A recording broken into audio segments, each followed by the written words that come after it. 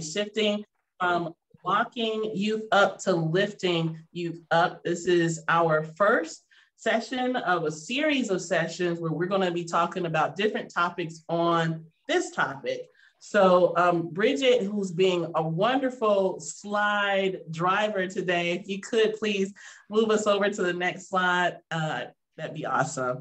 Okay, so we want to give you all this disclaimer. And there's a lot there, but I want you all to know that this session is offered by the National Training and Technical Assistance Center for Child, Youth, and Family Mental Health. That's the last time y'all are going to hear me say all of that. For short, we are intact, and we're funded by the Substance Abuse and Mental Health Services Administration, or SAMHSA. All of our views that are in this presentation and from our presenters are not the official views of the U.S. government. This session will be recorded and it will be posted on our website and our social media platforms. So you'll have access to all of this wonderful information after today's session. Okay, so also knock on wood, if you're near wood, hopefully we won't have any security issues today, but if we do, we will end the session and send a separate email to you all with information on how to rejoin. Okay, now, again, we are intact and we welcome you to this space. This space is intended, y'all, to be an interactive session. So please, please, if you have questions, if you have comments, put those things in the chat, you know, use the raise hand function. We want to hear from you. This is interactive. There will be opportunities throughout today for reflection and opportunities to engage with the panelists and with each other. So we really do hope that you lean into this time that we have together and let's make some action happen as a group. Okay, so I also want to let you all know that we at Intact, we are a multidisciplinary team. We are so grateful for all of our partners that are listed here on the slide. And I want to give a shout out to Change Matrix, which is where Evelyn Clark, who's our host for today, that's where she works. So we're super excited for all of our partners, and you'll be hearing from Evelyn in just a few minutes here. Okay, so you can continue to engage with Intact beyond today's session. At Intact, we provide free training and technical assistance services to a wide variety of individuals and organizations that share our mission and our goal. So if you ever have a moment where you need support, or you need resources, or if you just need somebody to talk to for help in problem solving and think through challenges, please do not hesitate to reach out to us and our team. You can reach out to Intact. The website is on the screen. We are here from you. And so we also encourage you to sign up for our newsletter. Bridget, if you don't mind, just back one slide so everyone can see the link there where you can sign up for our newsletter and also get in touch with us if you need any support. Okay, so we can move forward to the next slide. These are just a couple of examples of folks that are in our audience. So these are the types of folks that you're sharing a space with today. Just wanted to let you know who all is in the room. And on the next slide, there's just, again, a summary of some of the services that we at Intact offer to the group. So today is not the last day that you have to see or hear from us. We hope that we see you again in other capacities. Okay, now that I've zoomed through those slides, I again want to say welcome, welcome, welcome to today's session, shifting from locking youth up to lifting youth up. Our agenda for today, we are going to we were going to have a dance party, but we'll have one maybe later in this session. I'm going to pass the mic in just a second here to Evelyn to get us grounded and honoring young people. We're going to do some interactive activities that I alluded to earlier. So we'll talk about that, what that looks like in a little bit. And we also have two guests of honor that will be here sharing their experiences and talking about, their lived experience and sharing with us. So I'm going to now pass the mic over to Evelyn, who will get us grounded in today. Awesome. Thank you so much. Let's give Ashley a virtual round of applause for getting us pumped up this morning. Thank you so much. Good morning, good afternoon, everybody. Thank you so much for being here. It truly means a lot. This work is near and dear to my heart, and the young people who have been impacted by this system. And so that is our why, and that's what I wanted to get started with this morning, is our grounding. So often we, just are in the groove of things, and we have so much to do, and we understand that webinars, can kind of take away from that work. And we want to remind you here on NTAC that we can't forget our why. So let's just take a moment to ground ourselves this morning, and let's, close your eyes or turn off your camera, but we just really want to think about a young person that you have worked with who has been impacted by this system.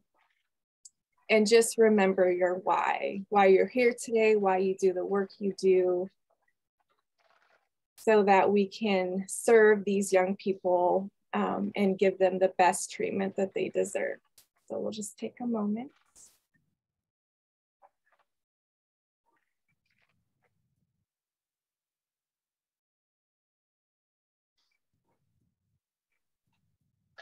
All right, thank you all. And so it's so ironic because the young person that I thought about is actually here today as a panelist. He's pictured there. He's on the far right. Yay, thank you. His name is Aaron Toliafoa, and he resides in Washington State. Go Washington. And he is going to kick us off with a spoken word that has come from his heart. You ready, Aaron? I'm never ready, but I'll try. Thank you, Evelyn.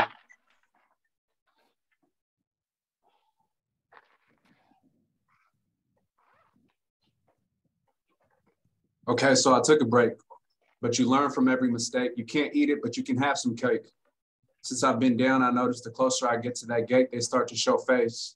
But you wasn't thinking you was gonna get in late. These scars from war and snakes bitten like the forbidden. But if it isn't, then why try to convince it is? It isn't. Here you will find my mind grinding, but my heart missing. And to my love, I ain't dissing, but this is my mission. To overcome and overthrow the system in love. The most powerful, below and above. Just like the gas prices, the more I pay for it, the more I use up. I'm saying I feel used, but it ain't nothing new. Sometimes I knew, but I didn't do none. It ain't nothing new under the sun. Everybody and everyone, one for all or all for none. My all is some. Your all is some. Our all is a war won, but am I the only one? They be feeling like they don't feel how I feel. I feel everything real, but to them, this is a highlight reel. This is the past time. My little bro, a grown man, crying because he misses mom. He going to prison still, surrounded by concrete, and still I feel everything. What do you feel? You feel sad for the babies born just to be killed. You feel mad because you ain't get justice still. You feel dead inside, so you pop some pills. You smoke thinking it heals. You feel love, knowing it ain't real. You feel your grannies are still praying still. You feel like prayers ain't enough. I feel how you feel. So I know there's a war going on outside, but nobody sees it but us. Take my hand and trust. I choose love over lust. I'll say it's me before I ever say it was us. I know because I was. I see what it did for us. Thank you. Thank you so much, Aaron. Can we give Aaron a round of applause, please? Thank you. Thank you so much. All right, so let's kick us off for today. Thank you, Bridget. Oh, actually, I'm gonna pass this back over to Ashley. Okay, so really quickly, everyone, I just realized I never introduced myself. My name is Ashley Singleton, and I am a program manager with NTAC. And again, thank you, Aaron, so much for those powerful words to really set our foundation for today. So I first again want to say thank you all for being here. You really could have been anywhere doing anything, but you're here. And over the next few months, we'll continue to have these community of practice sessions. And I want to let you all know now, this is not your typical webinar, right? In this space, we all have passion to support youth and families and to learn from each other and how we can do that support and support families in the best ways possible. So we're not only here to listen, we're also here to be active and finding solutions and supporting one another, peer networking really. And that's what we all have in common. And so your presence here today means that you're committed to building this community. By sharing your experiences, helping to problem solve, and there are other activities that are listed here on the list. And so to be kind of cliche, your presence here really is a gift. We're a gift to one another, right? So I want to take just like 10 or 15 seconds for you all to take a look at what happens or what can happen in a community of practice space. It's all listed here on the table with some examples. And if we could just utilize the chat for about 5 or 10 seconds, what stands out to you on this list? What catches your attention? And what of all of these actions listed would be most helpful for you as we continue to build this community? So let's just take a few seconds to do that.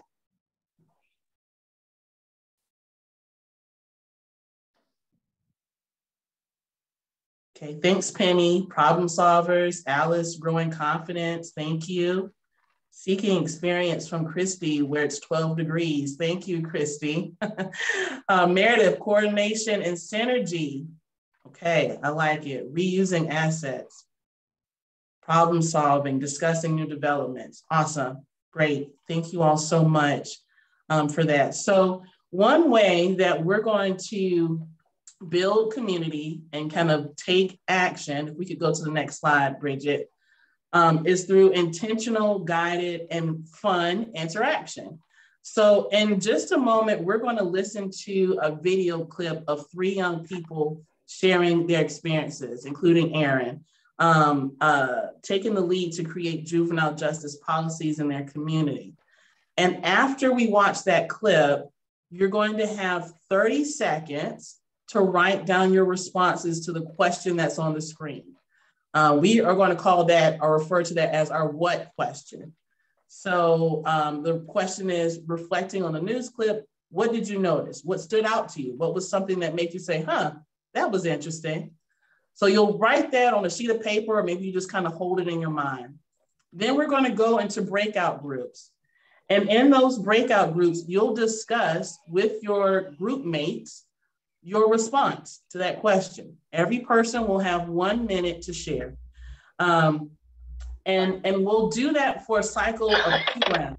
So Bridget, the next question each person will respond to is, so what? So the so what question is, why is it important to you or to other people? Guys, you're going to break my car. Stop doing that. And we're going to ask politely that everyone mutes their mic, please. Thank you so much. Okay, and then for the third and final question, each person will respond to now what? Based on what you've heard from your group mates, what would you like to do next? Now don't worry, we're gonna drop these prompts in the chat so you know what questions you're responding to. We don't expect you to remember all of these things that are on the slide. So we'll start again with the clip and then we'll move into reflection. So I'll pass it over. Evelyn, is there anything else you'd like to share? No, I think you covered it. Thank you. Okay. I was charged originally as an adult for an attempted murder and a burglary. The place is full of boys who will become men while locked up. I was sentenced to 21 years. Right now, juvenile detention facilities like Green Hill School keep offenders until they are 21. Those sentenced past that age are sent to state prisons. Yeah, I'm a little nervous about going because I don't know if I'm gonna stay on the right track. My biggest fear is because as soon as you walk through the DOC gates, your recidivism rate doubles. It's just a fact. We pointed out a flaw in the system, and we corrected it accordingly. These 3 juvenile offenders will soon go to state prisons to finish their sentences for everything from burglary to attempted murder and manslaughter. But earlier this year, they worked as amateur lobbyists on a bill they were told was not going to pass. That's when we started writing letters like crazy, trying to get, everybody on board. Like, we really got to get this passed. We think it will help young people to avoid recidivism. Last month, Governor Jay Inslee signed the bill into law, surrounded by the juvenile offenders whose voices, Inslee said, helped get the law passed. It allows juvenile detention facilities, which the state refers to as schools, to house offenders up to the age of 25. These young people who we have here, their brains aren't fully developed. They won't be fully developed till age 25. The state says keeping the youngest offenders in a learning environment and out of adult prisons reduces the chance of them reoffending. We're not our crime, and that we are intelligent young men. The offenders who back the bill will not benefit from it. But they say the changes were still worth fighting for. I wish it would have happened for me, but at the same time, it's great that it's happening for the youth that are coming after me, because that's our future, In addition to reducing the number of young offenders who end up in adult prisons, this law could actually end up shortening some sentences because it reduces the number of crimes that are automatically charged as adults for 16 and 17-year-olds. In Olympia, Drew Mickelson, King 5 News. Okay, let's take 30 seconds to just quietly self-reflect on the question in the chat. What did you notice? What stood out to you?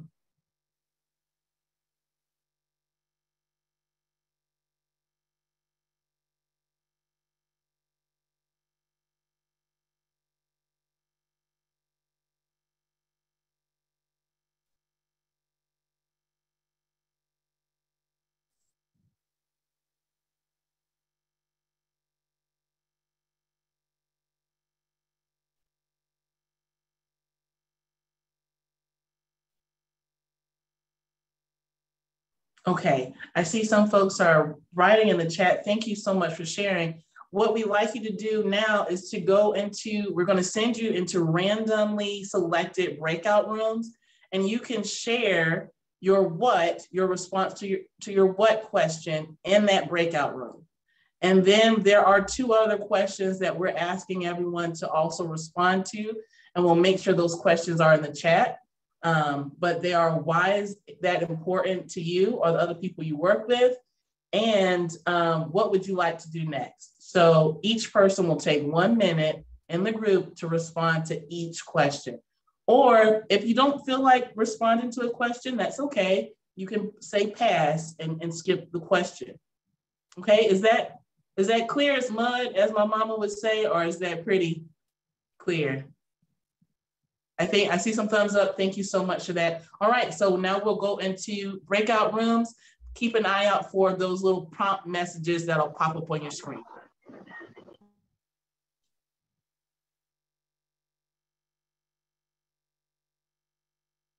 Chatterfall. Oh, thank you, Joanne. In the Chatterfall, what I would like for you all to do, please, is in the chat. Now you're not gonna, let me just say this first. Don't hit enter. Don't send your chat right now, okay? But what I'd like for you to do and invite you to do is to type in something that you heard in your breakout group that was either like an aha moment or something that was really meaningful. Maybe one of your responses to one of the 3 questions. Just write it in the chat. Don't press enter. When I count to 3, then everybody's going to press enter at the same time. We're going to have a chatterfall responses. Can you repeat that real fast? We just came in, so we didn't hear the whole thing. Yeah, no problem, Desmond. Okay, so don't press enter right now. But what I'd like you to do is write in the chat something that was meaningful, something that you heard in your breakout group that was like an aha moment, like, yeah, that was really important to hear. Or maybe one of your responses to one of the 3 questions. Write it in the chat. Don't hit enter. I'm going to count us off 1, 2, 3, and then we'll hit enter. And we'll all respond at the same time.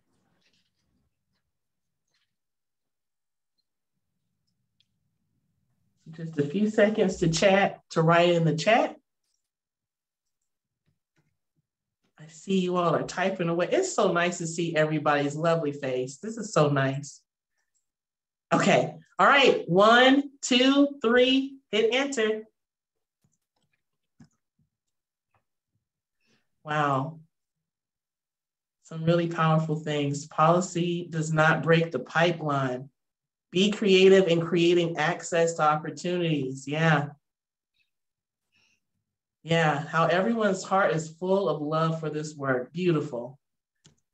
Beautiful, beautiful. I invite you all to take a look at what your peers have written in the chat. And at this point, I'm going to pass the mic over to Evelyn to walk us through the remainder of the day. Great, thank you so much. Thank you so much, Ashley, for that. I love it. And one thing I heard in the group I was in was that they are taking action, that there's a few people from New Hampshire, yay, that are on working in a high school. And what they're doing is they're taking what they're learning and talking with one another after the session, in between session, around what they can do to implement this. So that was really exciting to hear. That's what we want. So I don't think I really introduced myself earlier either. I got super excited about Aaron doing his spoken word. So my name is Evelyn Clark, and I work for Change Matrix and also a partner on the NTAC Center. And before my role here, I worked in Washington State for almost about, I want to say 14 years in direct services with young people and within the state level. And I originally, I was saying earlier, thinking about that young person who grounded us. There's many, many young people, and I thought about Aaron because I met him when he was 15 years old, and he was going through a lot of traumatic experiences within the system. And when I first met him, he could have just given up all hope for what he was going through, but he just showed up. He was present. He was leading others while he was going through his court hearings. He was, a role model to other young people. And so that's where my journey began with, there's something more, to just supporting these young people. Like they're leaders. And so what really sparked from that was, continuing to just build relationship with him. And I left direct services. I went to the state, and I've given the opportunity to be on the governor's juvenile justice state advisory group, which every state has one. So if you want to get involved, we can connect you to Coalition for Juvenile Justice. And so with the work I was doing, I was appointed youth committee chair on that council. And so one of the first things that I did was I said, well, we need young people who are currently incarcerated to really help, to change this system, to reform. And so one of the first young people I went to was Aaron. And from there, when I had came back to the institution, he already had about 10 other young people who were ready to be on board with this governor's council. And it's funny because a lot of people ask, like, well, like, how do you get young people like who have every right to be, not want to work with state systems because of what they've experienced to want to be on a governor's council? And it was all about relationship. And Aaron really sparked that with his peers. And so what came out of that, and we'll get more into this with Aaron, but I just wanted to set that foundation because this is the why. This is the why we do things. we must change our perceptions and the narrative of how we view young people who have touched the system, because again, they are the ones who are going to lead us into real change, as you have seen. I weren't fucking white passing, man. So one of the things I saw in the chat after we watched the clip was very similar answers, but one of them really stuck out to me, which was that the young people, so Aaron and his peers at the time, they mentioned that this bill they did not benefit from this bill. And so what that shown was leadership. It shown that it doesn't matter if, doesn't impact them, that they wanted the rest of the young people that came to benefit from this. So that shows the leadership, and that's why we're here. So I will go ahead and get started with introducing our panelists. So again, we have Aaron Toliafoa. He is an extraordinary leader, father, and son. He is currently incarcerated in Washington State. He serves on the executive board of the Coalition of Juvenile Justice, where he is chairman of the Emerging Leaders Committee. In addition, he has been involved in passing reform laws in Washington State, one which was the one that raised the age of juvenile from to the age of 25 for young people to stay in the justice system. He has also played an important role in creating and facilitating public events to educate local lawmakers, law enforcement, prosecutors, attorneys, and community members. In his free time, he likes to write spoken word and create music. Aaron truly models that young people are redeemable no matter what they have done. As he once said, our mistakes do not define us. Welcome, Aaron. And I'm super, super excited to announce our next panelist, Tajay Franklin. She is a proud African-American 20-year-old artist. She is a Seattle native, go Washington, and currently works for Progress Pushers, where they are an organization that really push purpose and redirection into young people. Her biggest goal in life is to fulfill her purpose here on earth, and that is to create a way that others can connect and allow them to feel free and be their most comfortable selves. In her words, art, music, and energy can inspire others to break from their shell and give them a sense of belonging.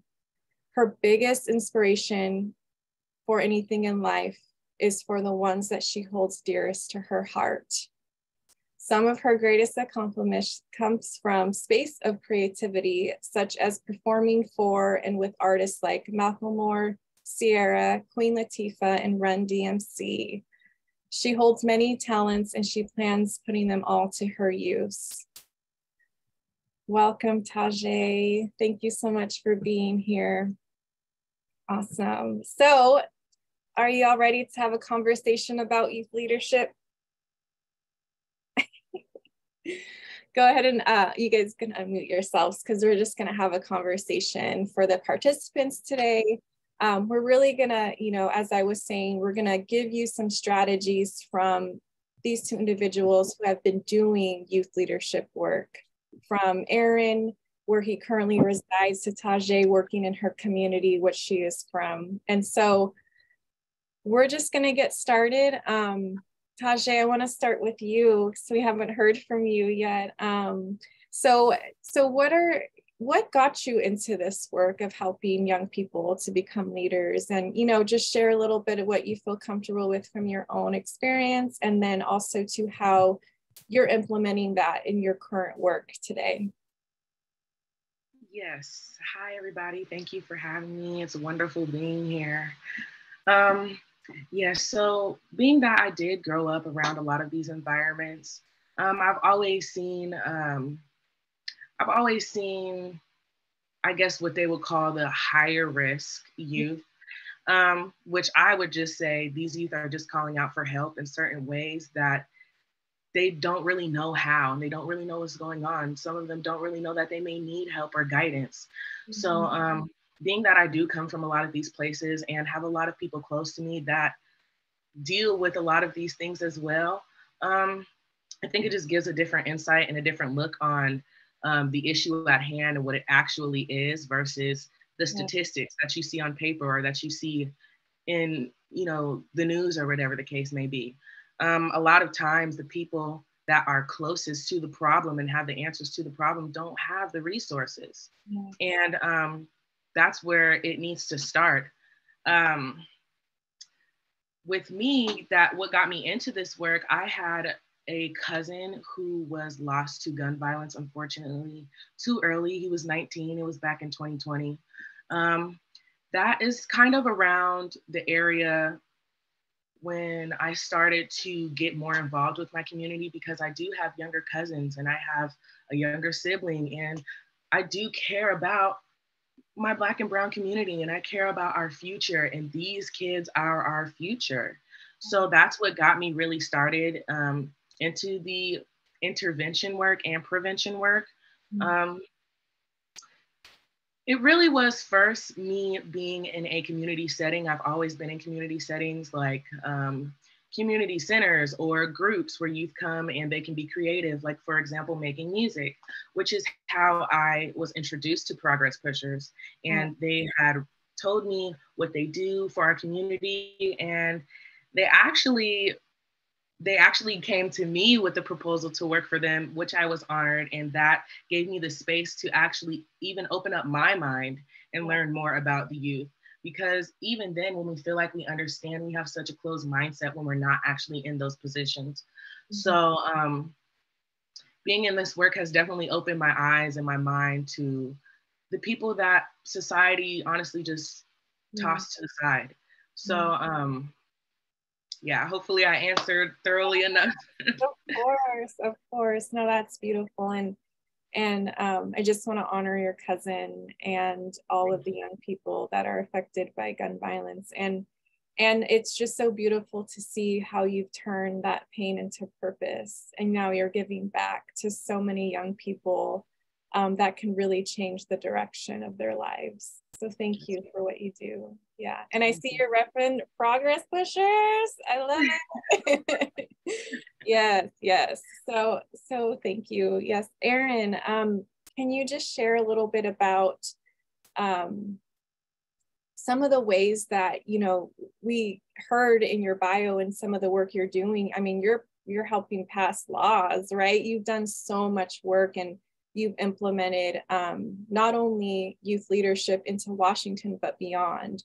And you are a chair of an Emerging Leaders Committee that is nationally known. And so just tell us a little bit about how you implement those strategies and how you really get young people involved to become leaders from where they currently reside.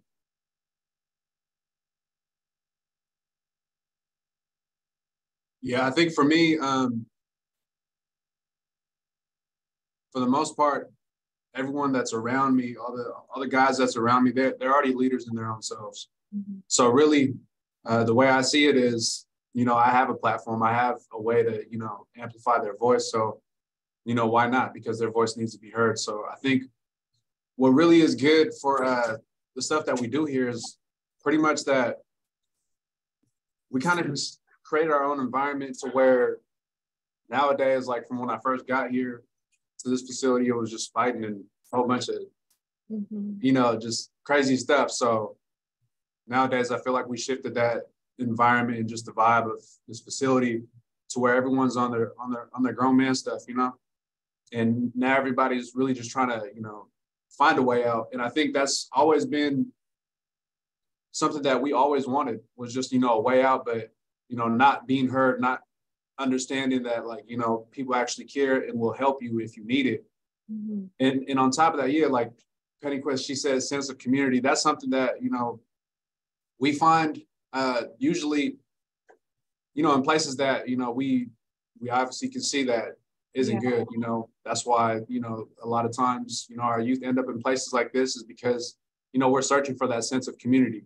Yeah. And at times we find it in, you know, not exactly the best places. So being especially in jail or in a place where you're locked up, you kind of get, you know, not even kind of, you get the most time that you can, you know, have to yourself. You get it to where you can think about anything, you know, process your thoughts. You know, you're locked up in that cage, and all you can do is think.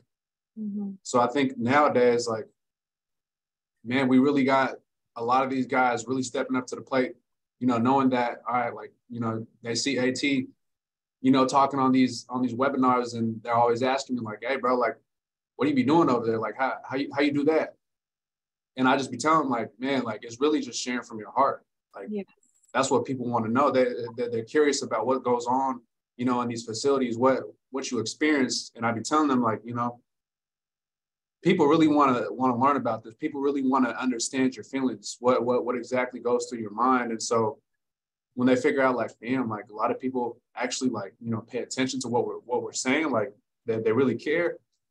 And, you know, that kind of sparks something in them. So I think for me, it's just really just letting the guys over here be able to have that space to where they can really just share their heart. Because a lot of times here, I mean, you know, we got counselors, we got, you know, staff here, but not all the time is, you know, our youth over here going to open up to them.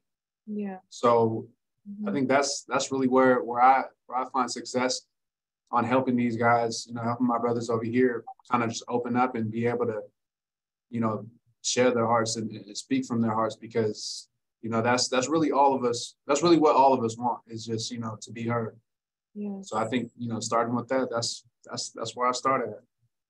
Awesome. Thank you so much. Yeah, you both really spoke to how this is hard work, right? So you're encouraging everybody today to go back to that. So how do we implement these strategies from our heart, right? And so with that, I want to open up the question, and there'll be time for participants to ask them in just a few minutes. But so you talked about, you know, it being from your heart. You talked about how, you know, this work gets others to, you know, become leaders. So I'll go with Tajay, within Progress Pushers, what are some ways that yourself and others are implementing that hard work into that, you know, into the structure of leadership? Like, you know, I know that you guys provide really amazing services to divert young people to go into the system. And so what are some of the ways that you guys are working to implement those strategies within your community? Yes, definitely. Firstly, the way that we are implementing that is by getting into our youth schools, because that is where I feel like that is where everything really starts. You know, society issues and insecurities and all of these other things. You're getting all these energies from so many different people. So we start by going into our kids' schools and after school programs, just getting them to engage in things such as, we have music groups. We also have career bridge groups where, you know, we build up their confidence, and we ask them about what they want to do in the future, and we help them basically create a vision and write down a plan for that. Yeah. So we're doing things like that. We're giving them something to, I don't want to say giving them something to look forward to, but we're giving them the tools to open their mind and to explore what's already there. We're giving them the tools to build on what's already there. So that's how we are implementing it. We're mostly intervention versus prevention. So we're mostly working with youth that are already in the judicial system and already are dealing with these problems, just to try and, you know, reform their mind and their way of thinking so they can make those choices to, you know, further their future or even their mindset. Yes, that's so great. So again, that really speaks to, you both have talked about this already, tapping into their leadership, right? Young people just, they hear so many things from being in the system to, you know, you're not good enough, you're not worthy, you've committed a crime, and now you know, here's a sentence, go away type of mentality. And so the work you're doing is so important to remind them, you know, this is who, you know, that your mistakes, as Aaron has said over and over, your mistakes don't define you. There is an opportunity for you to even do this work, right? Like, as you said, they came to you saying, you know what, we need you. Right. So like, and that is what we want to, you know, inspire to others today is, you know, hire the young people. They have the answers. They have the answers. Exactly. They have the answers to their own problems. I don't want to call it problems because it's not a problem. They're finding themselves and they just don't know in what ways to do that. So, you know, that's why we're here. We're here to help them, guide them to find healthy ways. And yeah. Awesome. Thank you so much for that. Aaron, and so you did mention a lot of it, you know, is coming from your heart. Are there other, so let me just say this. So within the work that you're doing, within, you know, your chair position, what are some of the ways that you're implementing those strategies on the national level? And can you speak to some of the legislation you did for the country? I know that you were on a panel with Brian Stevenson recently, and so just share how, you know, your leadership journey has not only inspired the state of Washington, but beyond Washington, and how do we get other young people to also do this work on a bigger picture level? Yeah, so for the national work, I think, so how it started for me was, it was crazy. Like, you know, we were doing our state work and, you know, out of nowhere, I was offered this opportunity to be on a committee that was working with youth from all across the nation. So that was something that I hadn't even thought about. And so doing that, I was just like, okay, like, you know, now we got young people all across the country that are, you know, pushing for the cause. And so like seeing that was really like opening to me, because, you know, being locked up, it's hard to think, you know, really outside these walls. And then, you know, you get someone who it's hard for to think outside these walls and start thinking outside the state, you know, thinking outside, you know, just my community that I come from. So being able to experience that and really be exposed to that was crazy. You know, I didn't really think of stuff like that. I didn't think that it was a big movement like that. And so, you know, going all the way, fast forward to, you know, speaking alongside Brian Stevenson, I didn't know who he was until we got these laptops over here and he had a TED Talk and I was listening to it and I was like, damn, who is this guy?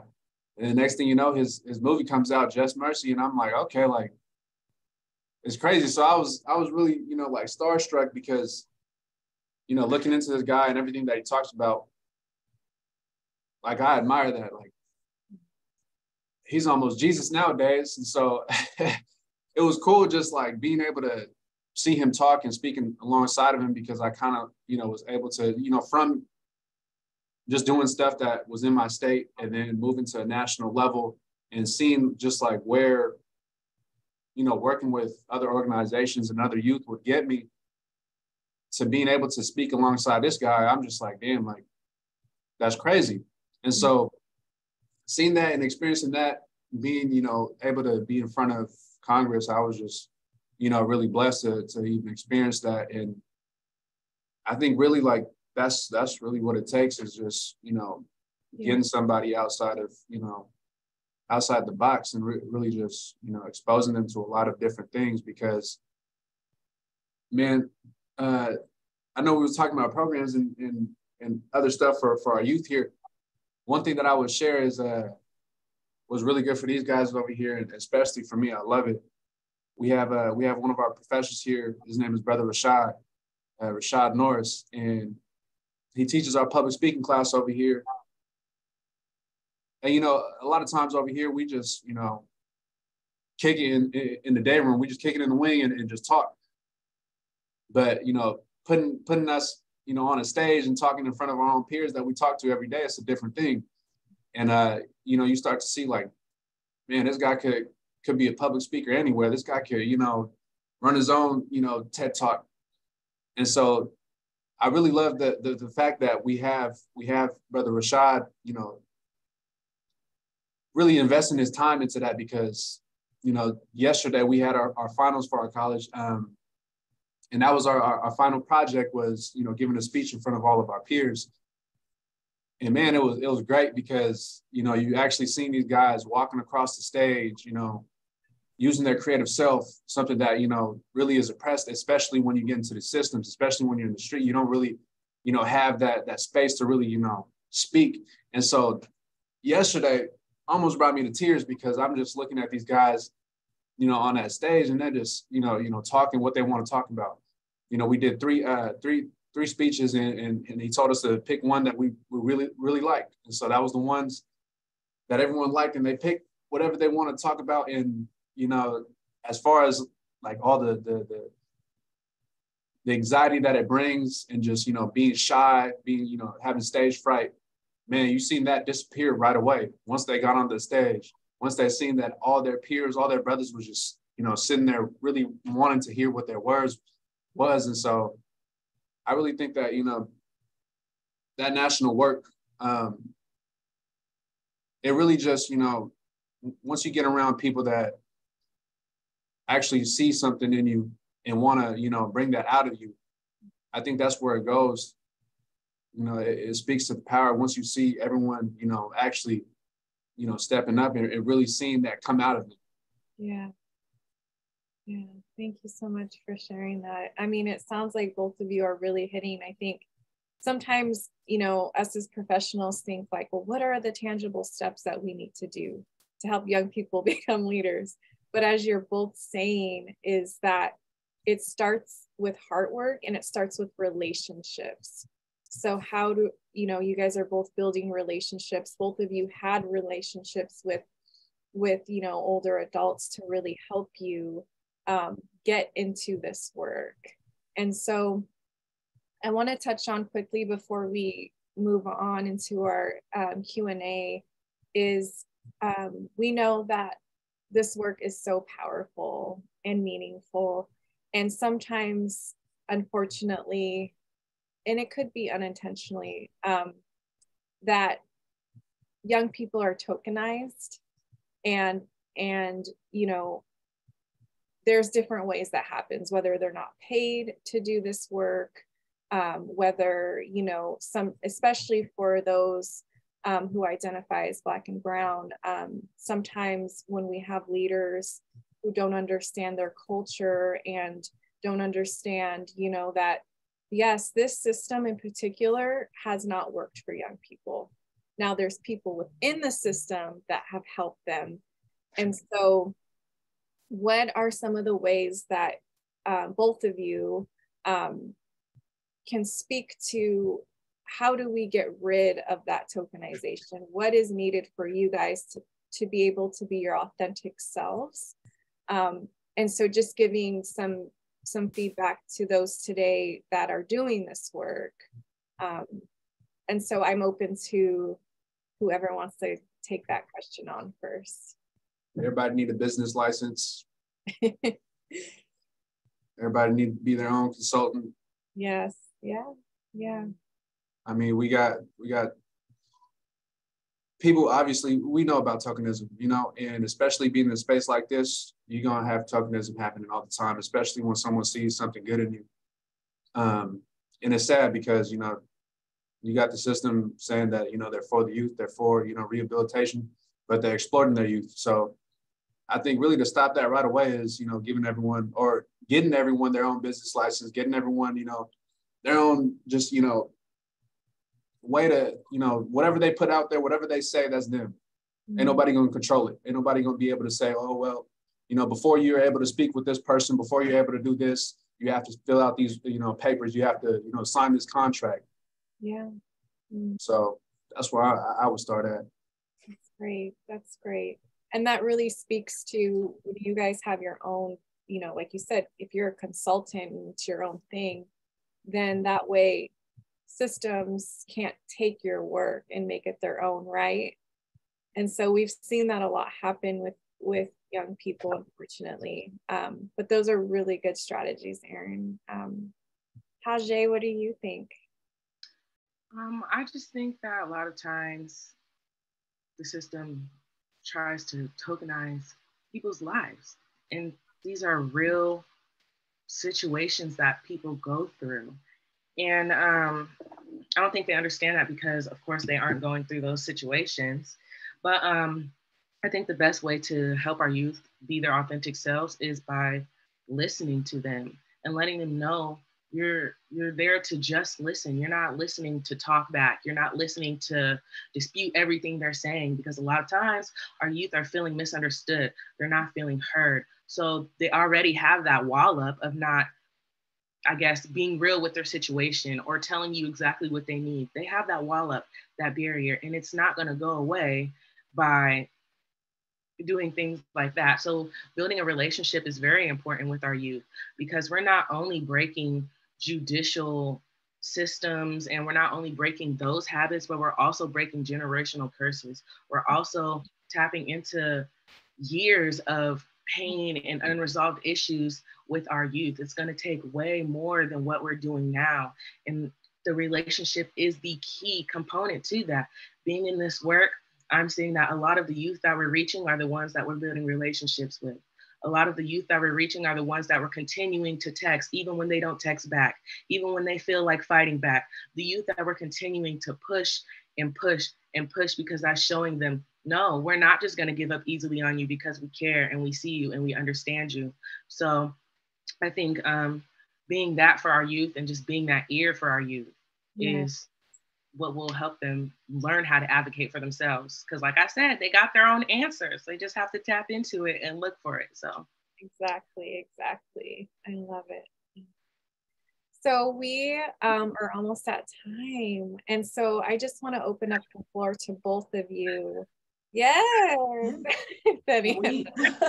We have some really great questions in the chat too, Evelyn, and we have maybe about 5 minutes for that before we move on to the next activity. I wanted to invite Penny to unmute because I don't want to, not ask your question in the right way. You asked about change with family relationships, and this question was for Tajay. So Penny, are you here? Can you unmute and maybe ask your question out loud? So for Tajay, I had the question of, so do you find that you change the family relationships and dynamics with the parents with any of your programs? Because I know that with my child, I had so much work to do personally. I had to get my own counselor. We had to go to family counseling. I needed to learn to parent differently.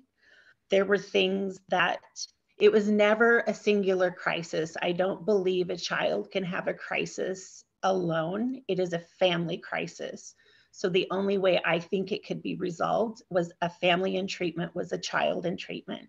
So is there anything in your work that you either see change in the household or the family unit, or that you implement to help those parents or family members also make the change so that they're the long-term support for that child? Because you and your program may go away, but hopefully we don't go away. Does that make sense? Yes, like I'm in it to win it for the long haul, and your program will hopefully at some point, go to the next kid, the next family. Yes, because that is the goal. That is the ultimate goal, to get as many participants out of the program as possible. And when I say that, I mean, we want them out being healthy. We want them out making good decisions for themselves. We want them out doing what's best for themselves. So when I say that, it's a good thing. It also makes me smile to hear you also realize that maybe there's something that you need to change within your parenting, because a lot of times that is what's blocking a lot of parents from realizing what's going on with their children.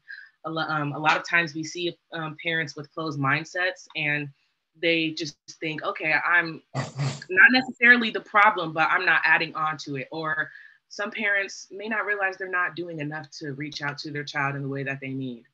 I do find that working with the parents as well is just as useful as working with the youth, because we can't change our youth without changing the people around them that's impacting them, without changing the people that's telling them and putting things into their heads and teaching them every single day. That's where it starts. We have to go into our schools and talk with our teachers. We have to talk with our parents. We have to get all of those other people involved, because it takes everybody. It truly does take a village. Like the statistics states, a youth's mind does not develop until the age of 25. They're still learning. They're still figuring out life and right from wrong, honestly. So getting these parents to see the work that we do and to also watch their children grow and see their mindset change from start to finish, I think also opens up their perception to not only their child, but themselves, because a lot of times it's looking into yourself and figuring out, okay, what may I not be providing for my kid that they may need in a special way? Everybody's different.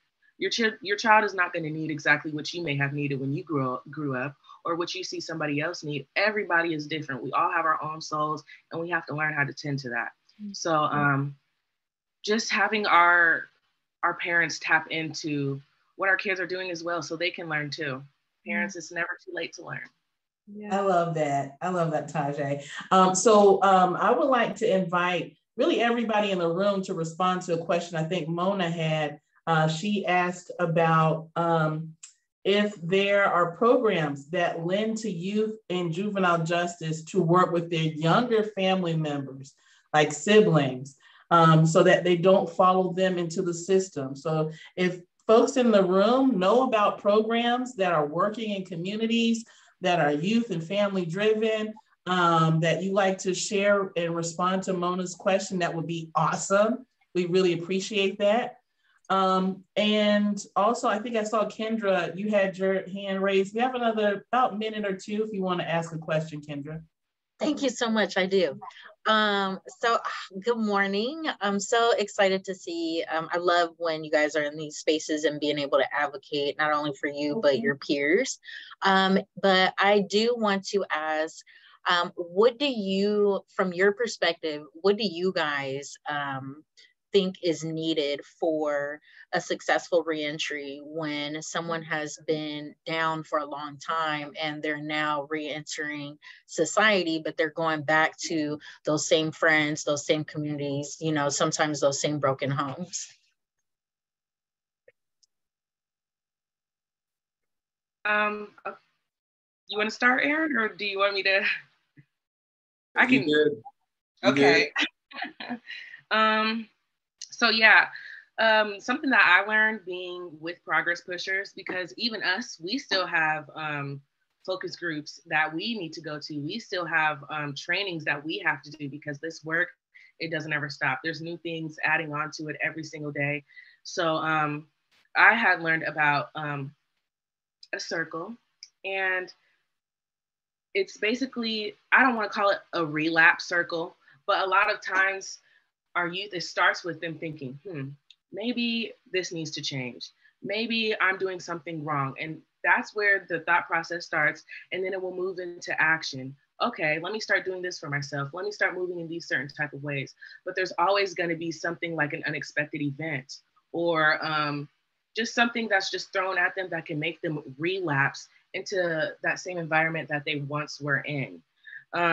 So a lot of times I think you also have to replace whatever that may be that the youth is involved in with something greater,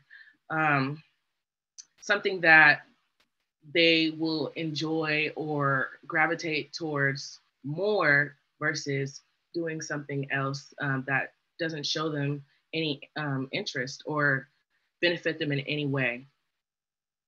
Did that answer good enough?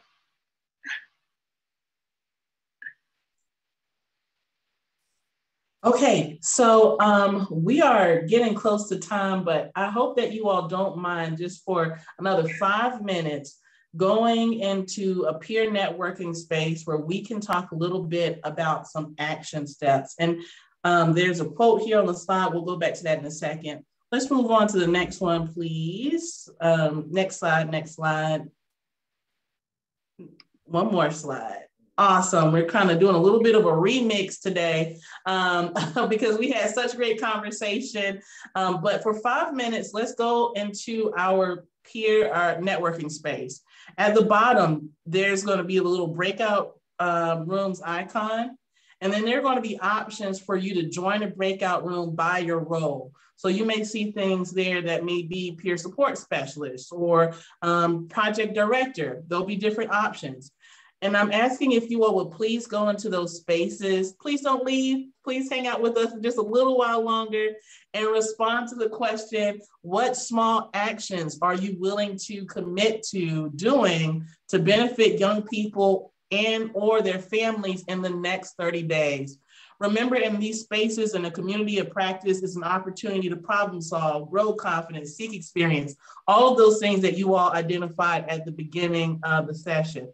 So let's just take 5 quick minutes. You may have to, maybe you want to share your email addresses with some of the folks in the room so you can continue the conversation outside of this space. Totally fine. But let's take 5 minutes to think about action steps, okay? Yeah, and thank you, Joanne, for reminding me there are 2 rooms set up for each group because we know we have over 100 people here today and we don't want the rooms to get too full. So select whichever group you like to move into, and we'll see you back here in 5 minutes.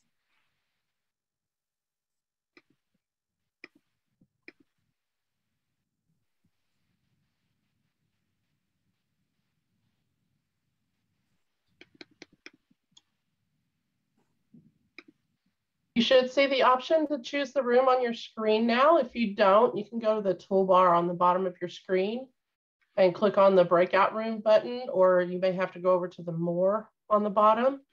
And then you should be able to find the different room, and to the right of that, click on the join button.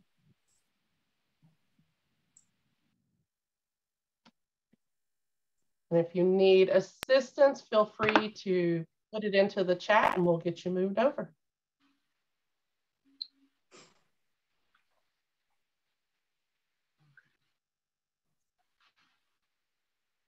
I want to be a CEO. Me too. I think you will be someday. Oh, I have absolutely. no doubt. No doubt about that, Erin. Evelyn, it's Penny. Which one should I go into? Shoot, you can influence all of them, to be honest. Well, I'm doing that documentary this month. Yeah. So should I go into juvenile justice? Yeah, that'd be good, actually. Let's do that one. Yep. Awesome. Am I in the right breakout room? I'm sorry, my computer is being a little slow. This is still the main room. Which breakout room would you like to go to? Yeah, I'm not picky. Wherever I can go. Is there specific? How about family youth peer support? Is that cool?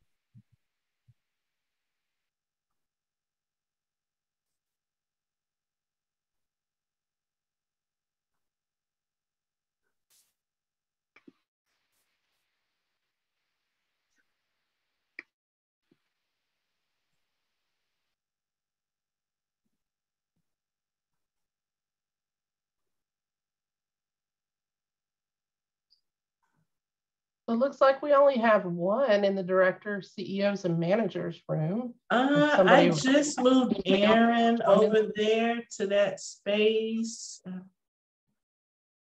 Actually, this is Sheila Johnson, Sheila E. I can go anywhere you can put me. Hey, Sheila E. Okay, I'll send you over to Melissa and you all can chat in the director space. Sounds awesome.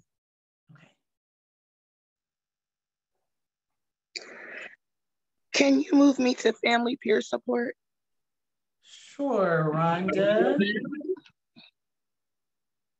Family. Okay. I got her, Ashley. Okay, cool. Welcome back. Hello, hello. I hope that you all were able to continue some really great conversations. If there's still more that you want to discuss, this is not the end of our series. We do this once a month, so we hope that you come back again. It looks like some folks are still talking. So, Melody, how was your breakout group? How'd it go? Oh, you're on mute.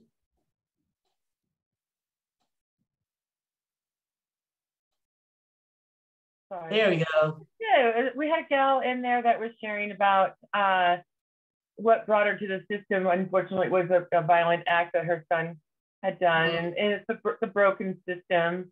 I work in a juvenile detention facility, and so I work with a lot of parents who keep knocking on closed doors, and the doors don't open, and it's so frustrating. And it's the mental health system, it's the social, it's the social systems. It's it's nobody wants the hot potato, Right. And one of the things I see though is I'm also on 6 different threat assessment teams, and the one thing I do like with threat assessment teams is that they are offering wraparound services to get youth into a healthy place, and bringing all these different services together to help a youth that's in need. And it should be nice to see that done just in general for kids who are suffering. Absolutely, absolutely. Well, I'm glad you all were able to have that discussion. And I want to invite you, Melody, and everybody for one more Chatterfall. Let's write in the chat. Don't press enter just yet, but let's write in the chat one small action that you would like to commit to in the next 30 days to move this work forward. And no action is too small. So let's just take a few seconds to drop that in the chat. And on the count of 3, we will all share. So 1, 2, 3, let's share. Okay, educate my colleagues, spend time talking to youth. Yes, creating safe spaces, get my boss to join the meetings, tell them come on over. We are still allowing folks to sign up. They can come as often as they like. We welcome them in the space, network and connect. This is a great place to do it. So we hope that you continue to come. Love my brothers and sisters. I love that one. I'm gonna call my brother after I get off the call. All right, so if we could move forward in the presentation. Again, thank you to the 73 people who have stayed on all the way till the end. We appreciate you helping us to continue to build this community where we are action-driven and solution-oriented. We have, like I said, sessions for the next 4 months. We will continue to have these discussions. It'll continue to be interactive. So we do hope that you'll join us on the dates that are here on the screen. If you all could use a reaction and let us know, did you attend the summit earlier this year, the INTAC summit? Maybe put like a heart or a hands up or something, let us know. Well, if not, we hope that you join us next year, May 10th through 11th, save the date. We will have topics on all sorts of things across the full spectrum of system of care. So we hope that you will attend. It is free, a free virtual summit. We are also collecting proposals. So we want to hear about the amazing things that you're doing in your community. So you can submit a proposal by following the site that's on the slide here. We'll also drop it in the chat. We can talk about that a little bit more. If you have questions about submitting a proposal, just let me know. And the deadline is January 24th. Also, last but certainly not least, we are going to have a book discussion with Nell Bernstein. Nell is the author of the book, Burning Down the House, The End of Juvenile Prison. And so for the folks who respond to the post survey, you will be entered into a drawing to receive a free copy of this book. And you will be invited to attend the book discussion with Nell. We're really excited about that. So please don't forget to complete the post survey. The link is in the chat. We're going backwards here a little bit in the slide deck, but that's okay. The link will be in the chat for the survey. And again, thank you all so much for participating today. We'll see you on January the 10th. Bring a friend. We want to see you again, okay? Thanks again to our hosts. Thanks to Evelyn, Aaron, and Tajay. We appreciate your time so much. And thank you all. Thank you guys so much. It was beautiful. Awesome.